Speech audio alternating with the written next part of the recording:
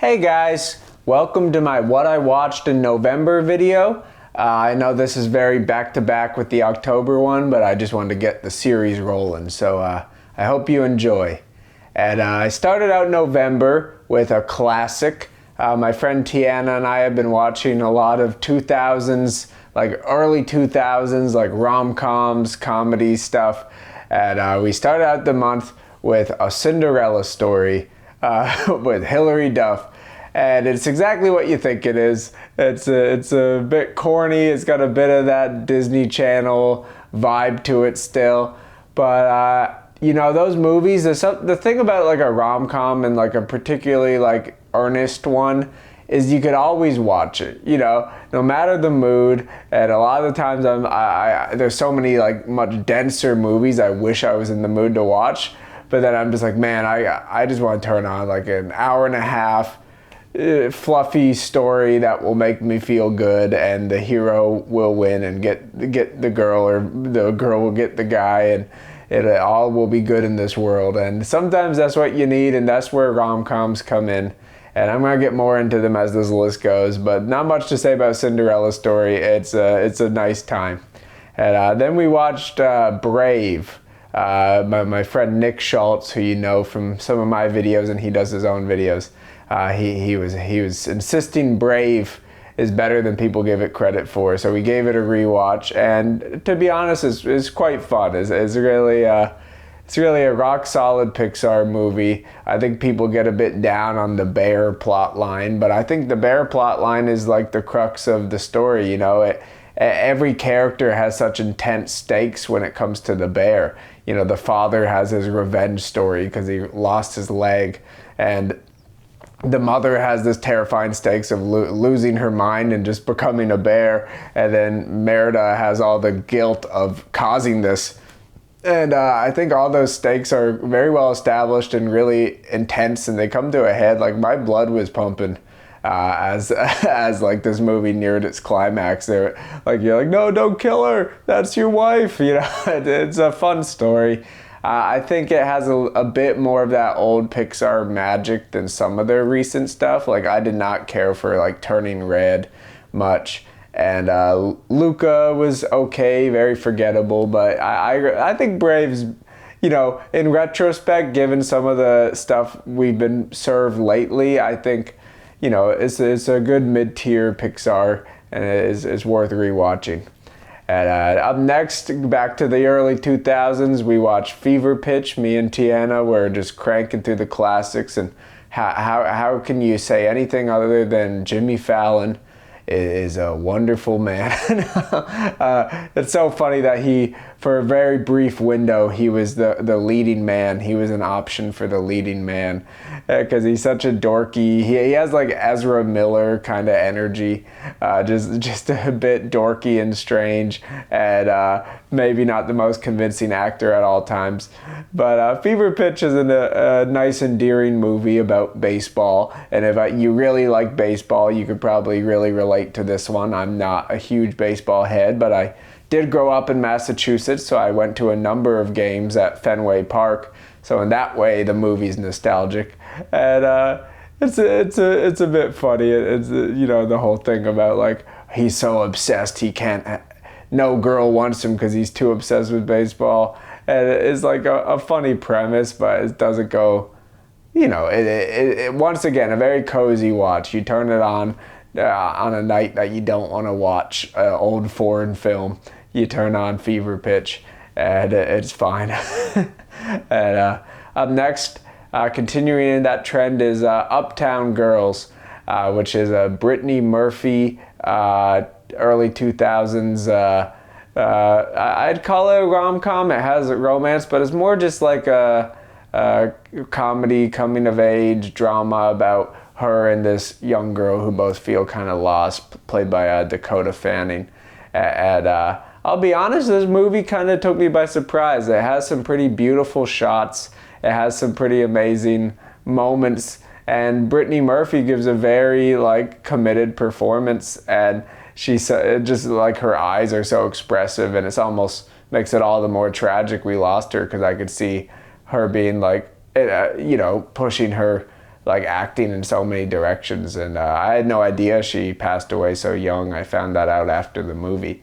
But yeah, this one was really good. It was like really, and I think all these films from like, you know, the 90s into the 2000s that back then might have been kind of schmaltzy and like the bottom of the barrel feel kind of elevated these days for a number of reasons, but like most of all, it's like it's shot on film.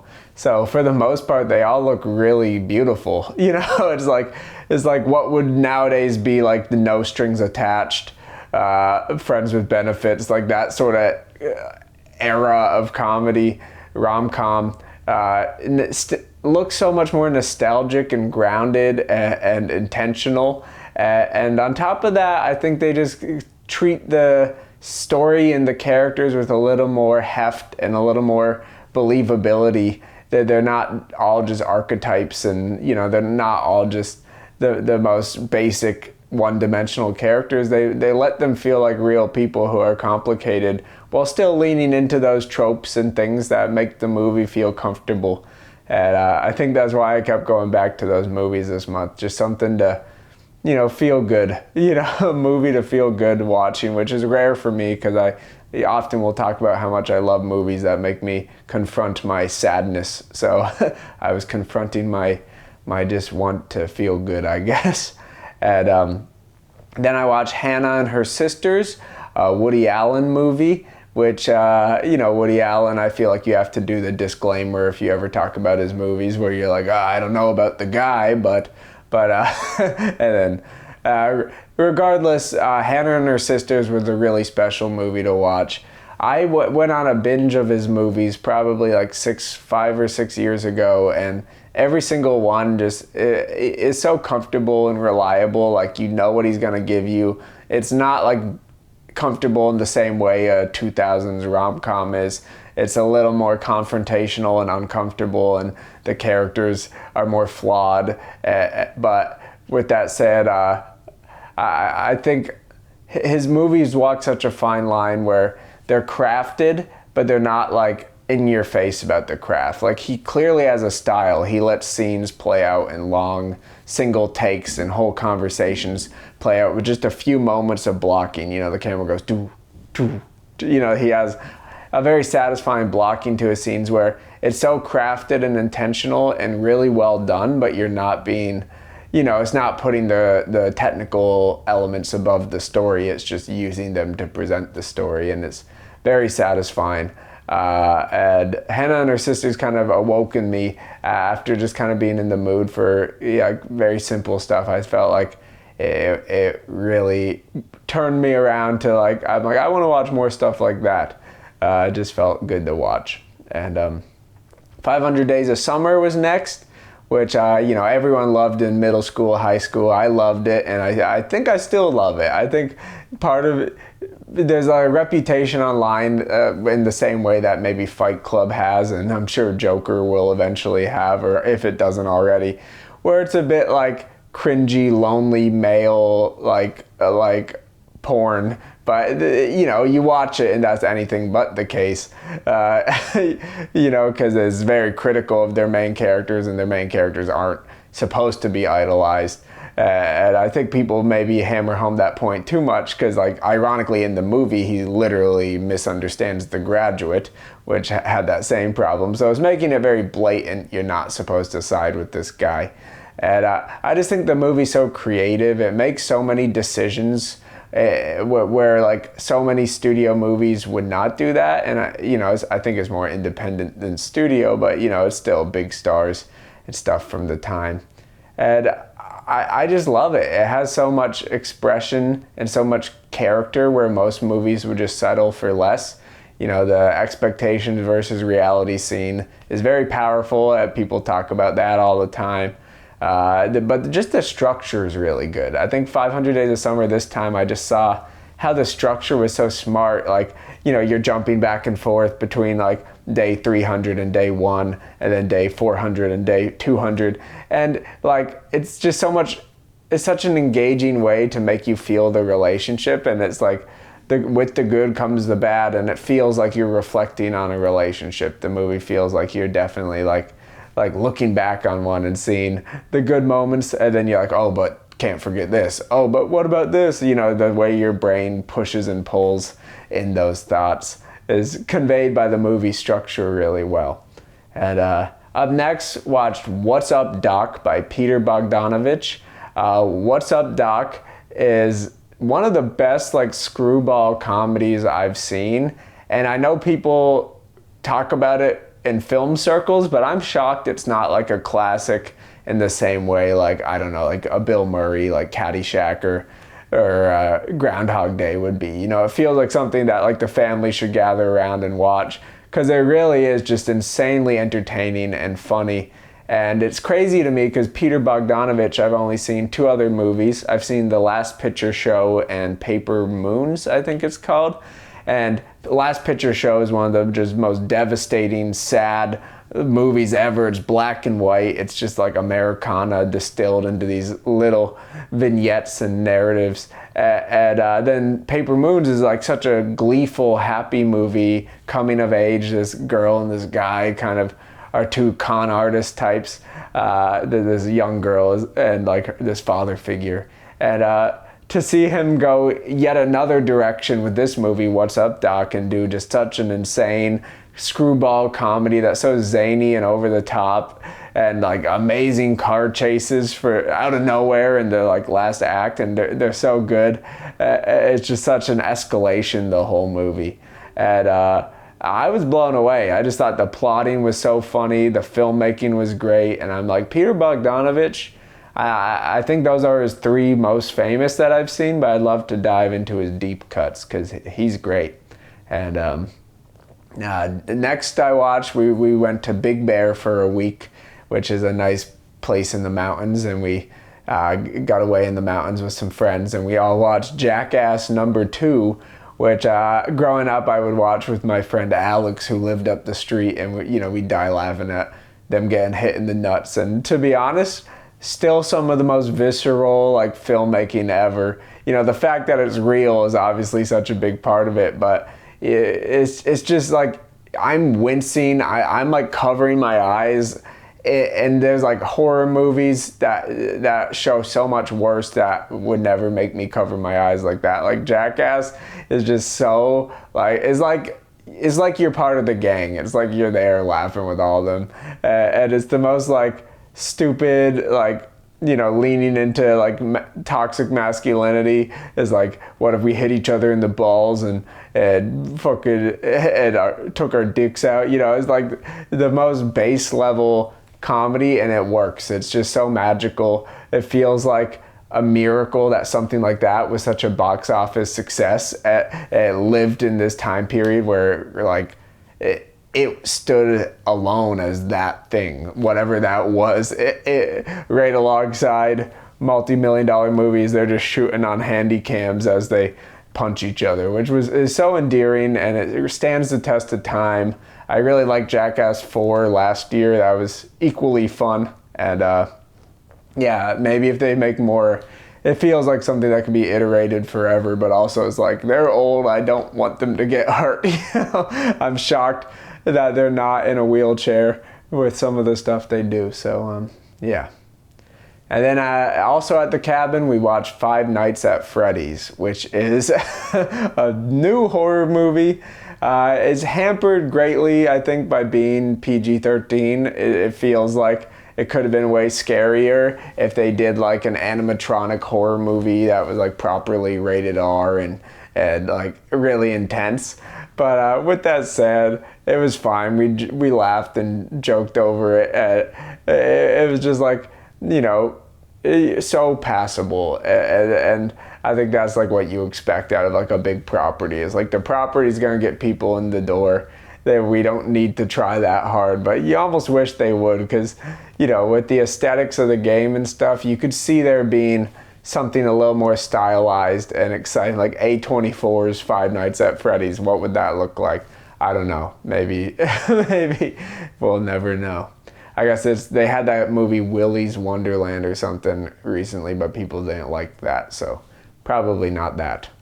And next we watched, me and Tiana kept our marathon up of watching these early 2000s rom-coms, and we watched Drive Me Crazy, which has Melissa Joan Hart, who's Sabrina the Teenage Witch, and it was just about the popular girl and the weird outcast guy teaming up to make their exes jealous. And once again, early 2000s rom-coms and teen movies are just so endearing. You know, it felt like they were actually trying to craft some compelling story to like have you have a nice night out with your family or your date or alone, and you just feel a little bit of love, you feel a little bit of, you know, jealousy or anger, whatever you need to work through. The movie just like is so base level in a way that is not treating you like an idiot. It's just being like, yeah, we all go through this, you know. I feel like modern rom-coms run the risk of treating you like an idiot or assuming their audiences are idiot, you know, like the kind of Hallmark tier of rom-coms has kind of seeped into the bigger ones too, but now there's not even really bigger ones. Like like it seems like we've had a bit of a death of the Hollywood rom-com in the recent years, if not the last 10 years. Like I looked it up, and I guess they're still making some, but they're all like just pushed quietly aside on streaming services. And it's like, gone are the days where like, you know, a rom-com was one of the biggest movies of the summer, you know, and it made like 20 times its budget back. Like nowadays, it seems like there's only mega blockbusters for hundreds of millions of dollars, or there's like Hollywood indie like A24 movies, and it's like if you're going out on a date, I don't know what you'd see anymore, because it's like it's like you used to go see the comedies and the rom-coms, but they're so far and few between. It's a bit sad. So I hope to see that come back, because they are some of the most reliable movies to watch when they are good and sincere and they're not just cash grabs. And next, we watched the Holdovers. I went to see that with Dax and Tiana. And the Holdovers is Alexander Payne's new movie. And it was really great. It really leaned into being from that time. You know, it was shot on film. It had all the same like music and soundtracks and plot beats you'd expect from like a Hal Ashby movie. And for that reason, it was like very cozy and something that you could like turn on around the holidays with your family every year. You know, it feels like a new Christmas classic in a way. But it's also a little expected, you know, like, oh, this hard-ass old man and this young protege are never gonna get along. They're too stubborn. Oh, but they've bonded, you know, like you kind of see it where it's gonna go, but I guess it's more about the journey than the destination, and it was a good journey. And up next, watch Better Off Dead, which is an old John Cusack movie by a comic book artist, I believe. And he definitely tried to imbue the movie with a sort of comic book energy and stylization. And it felt a little stilted. It felt like it could have been a little more stylized for me. They do all these like little comic book gags, like what would be like a panel in a comic book where a character sees something weird or a little surreal. And a lot of the delivery of those moments could have been just a little tighter, because it's a cool idea and concept, but it was just a little awkward. And you know, it was fun. It was fun. A good 80s movie. I think it's just very like poo-brained a little bit at times, but in a fun way, I guess. And up next, watched Die Hard 3, and I just already talked about that in my last video, so go check that out if you want to see me gush about Die Hard 3, because I love it. And then Dream Scenario, I saw that in theaters, also with Dax and Tiana, and just, I really enjoyed it. I thought like, sometimes those high concept movies just don't deliver on the concept. Like you're like, man, that could have gone so much further with its ideas. But Dream Scenario really seemed to like explore its ideas, you know. It's about a man who appears in just about everyone in the world's dreams suddenly, and he becomes an overnight celebrity. And it's really very much an exploration of celebrity, you know. It's about, you know, this want to, like, both sides of celebrity. It's about this want to stand out from the crowd and what that means. Is it selfish? Is it something that we shouldn't desire? And then on the other side of it is like, if how do we react to celebrities? And it definitely gets into sort of cancel culture narrative that some people seem to think didn't work, but I thought it was a very like good approach and a refreshing approach, because I think there are definitely criticisms to be made of cancel culture. It's a bit obvious, maybe, and it feels like you're a Joe Rogan podcast guest if the second you start talking about it. But with that said, I think the movie had some interesting things to say about just like the culture around celebrities and how we hold them accountable and how we expect the utmost perfection out of them, even if we don't have the whole context, or even if we're projecting our own biases onto them and their actions. We expect perfection in how they navigate their public life, and I don't think we expect that of ourselves or anyone else, but just people in the spotlight, and it's interesting. And then I watched Just Married, which is another rom-com. I was banging them out this month. I'm gonna run out soon, I think. But it's Ashton Kutcher and Brittany Murphy again. I was sorely underwatched with Brittany Murphy. She steals the show. I think the movie fails because it's about like a just married couple who hate each other after their honeymoon. And like Ashton Kutcher is such an unlikable asshole. Like he, just about 95% of situations he makes worse, you know, his reaction to things are so bad. And it would have been a little better if it felt a little more two-sided. I don't think like the movie seemed like it was two-sided, but it acted like it was, but it didn't really do that, because Brittany Murphy's just so charming and funny, and her laugh is like so contagious the whole movie. I'm just like, she's just having a good time. You're being an asshole, man. But yeah, it was fun. Same thing I've been talking about. It's still shot on film. It's still like fun and feels like they're like, how do we make this really fun for people? How do we give them a good day at the movies? And maybe it seems obvious to ask that question if you're a studio or something, but it seems like they stopped in some places. But and then we watched My Big Fat Greek Wedding, which is the last of the 2000s rom-coms. And I thought it was okay. It was a bit expected. You know, there's so many movies that are like, oh, you gotta meet my family, but we're from culture and we're big and we love food and they're gonna be handsy, and you know, it's like any culture. Like I feel like we've seen that movie 100 times, whether it's like with, you know, Italians or Spanish people, or this one's Greek people. It all feels very samey, and then it's like, uh-oh, new guy, you're gonna have to eat spanakopita or what. It's like, okay, it was fun, it was endearing. It was cool. I looked into it after that. It's like apparently one of the biggest selling like comedies of all time, and it was just like this woman who produced this play that then Tom Hanks heard about and produced the movie, and it like just did astronomically well, which is, it's always cool to hear a success story like that, or like Napoleon Dynamite or something, where something just blows up way beyond its scale. So I admire that. And the last two I already talked about, Old Dads. Old Dads is Old Dads. And then I finished the month with Die Hard 1, and I shared all my thoughts about that.